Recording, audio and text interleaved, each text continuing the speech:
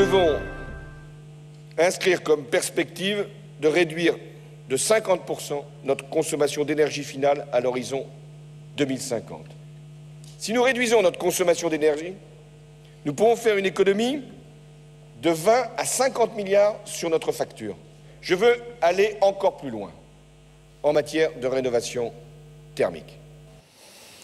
Ah, vous êtes incorrigible. Vous, monsieur Hollande, comme votre prédécesseur d'ailleurs, monsieur Sarkozy, à chaque fois que vous êtes sur une tribune, vous tenez des paroles enflammées sur l'écologie avec des promesses inconsidérées, comme quoi, eh bien, bientôt, on n'aura plus besoin de ressources énergétiques pour faire marcher les voitures, pour voler en avion, enfin, j'en passe, et des meilleurs. Et puis, une fois que vous êtes aux affaires, et puis que les choses se compliquent, que la situation économique devient de plus en plus difficile, eh bien, l'écologie, vous la rangez un petit peu sous le tapis, ça devient beaucoup moins une priorité, et même si vous avez des ministres écologistes dans votre gouvernement, on voit bien que c'est vraiment le cadet de vos soucis.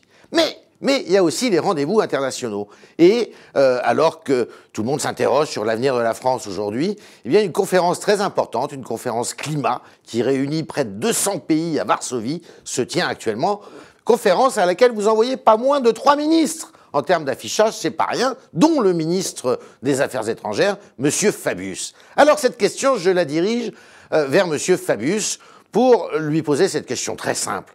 Les objectifs de la France et de l'Europe en termes d'environnement, qui ont été rappelés à la précédente conférence de Copenhague sur le climat, étaient de réduire les émissions de gaz à effet de serre de 20% par rapport au niveau de 1990, de réaliser 20% d'économie d'énergie et de porter à 20% la part des énergies renouvelables dans la production globale.